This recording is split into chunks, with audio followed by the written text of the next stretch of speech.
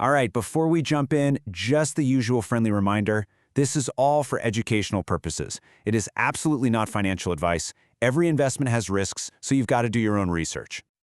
Okay, let's get right into it. Welcome to the Day 126 report. And wow, what a story we have today. The theme? Incredible, undeniable resilience.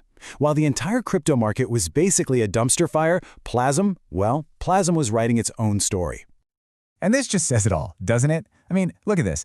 Over the weekend, the whole market was a sea of red. We're talking Bitcoin, Ethereum, everything taking a serious hit. And then you've got PLAZM just sitting over here finishing up 1.89% in the green. So naturally, that brings us to the big question, the one we're going to unpack today. How? How on earth, in the middle of all that chaos and panic, did this protocol not just, survive, but actually get fundamentally stronger? So here's how we're going to break it all down. We'll start with that market chaos, then look at how the protocol's engine just roared to life. We'll see how the community reacted, dig into the automated defenses, and then take a peek at what's ahead before we deliver that final, decisive verdict. All right, first up, green and a sea of red. This past weekend wasn't just another dip, it was a real test, a pressure cooker, the kind of event that really shows you what a project is made of. So on one side, you had the entire market just taking a nosedive. And on the other, there's PLAZM at a price of 2 cents 85 cents, up nearly 2%. But I'm going to be honest, the price is actually the least interesting part of this whole story. Yeah, because the real story, the real magic, was happening under the hood. While everyone else was panicking, inside the protocol, over 80,000 more tokens got staked, 60,000 more tokens got burned, and the bond count smashed through a huge milestone. Every single core metric got better. So let's look at how that stress actually became fuel. This is where it gets really cool. In this next section, the engine ignited, we're going to see how all that market pressure literally became a source of strength for the protocol. Just get a load of this number. Over 1.1 million PLAZM tokens gone, permanently deleted from existence. That's over 16% of the total supply. Just poof, gone forever.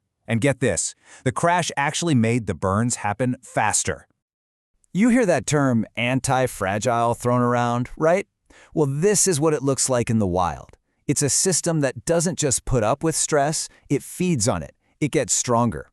When prices went down, the burn mechanism got more aggressive, destroying more supply. The system literally strengthened itself from the surrounding chaos. And at the exact same time, the bond count blew right past 8,000.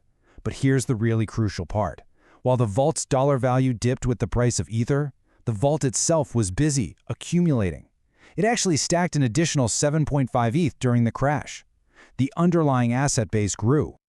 So that brings us to the people, the human element. How did the community react when panic was in the air? Well, the on-chain data, it tells a pretty clear story of conviction just completely crushing fear. This right here might be the single most powerful signal from the entire weekend. An extra 80,000 PLAZM tokens were staked, locked away in just 3 days, right at the absolute peak of market fear. Just think about what that means. I mean, the contrast is just night and day. The normal reaction in a market like that is fear. It's panic selling. It's a mad dash for the exits. The PLAZM holder response? It was the polar opposite. It was conviction. It was accumulating. It was staking for the long haul. The data is it's undeniable. Okay, so we know the community held strong, but what about the protocol's automated systems? How did they handle the heat? Let's jump into section 4 and see how the code did its job perfectly. So, the buy, burn, build system, the BBB, it's like the protocol's own defense mechanism. It automatically sensed the stress in the market and kicked into high gear, ramping up its deployment rate to 10%. It stepped up to provide stronger, automated price support exactly when things got choppy. It worked like a charm. And this is why that matters so much when you look at the big picture. A massive 73% of the entire PLAZM supply is what you'd call protected. It's staked, it's in the liquidity pool, or it's been burned forever. That leaves only 27% that's actually liquid and available to be sold on the open market. But, and you might want to sit down for this, here is the most mind-bending, anti-fragile stat of them all. That liquid supply, the tokens that were actually available to be sold, it went down.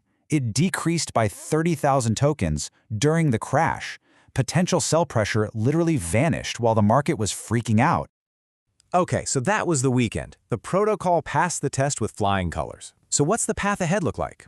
Well, the great news is the immediate future is looking very clear, and the supply schedule is really friendly.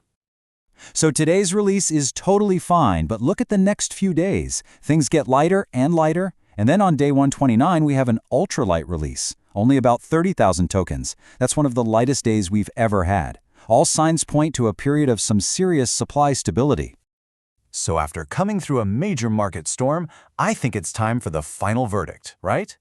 Let's pull up the scorecard from this real-world stress test and see how the protocol really stacks up. Let's just run through the wins here. Price, positive. Burns, smash through a milestone. Bonds, smash through a milestone. Staking, huge surge. The Vault's core ETH holdings, they went up. And the liquid, sellable supply, it got smaller. It was just a clean sweep, a win on every single key metric. You know, the weekend crash, it tested conviction. And what was the answer? 80,000 tokens staked, 60,000 tokens burned, 8,000 bonds crossed. The market crashed, the protocol strengthened. That's not a theory anymore, that's data. That's anti-fragile, that's PLAZM. And we'll end right where we began. Please remember, this is all for your education. Crypto is inherently risky, so never ever invest more than you're willing to lose, and always, always do your own deep dive research.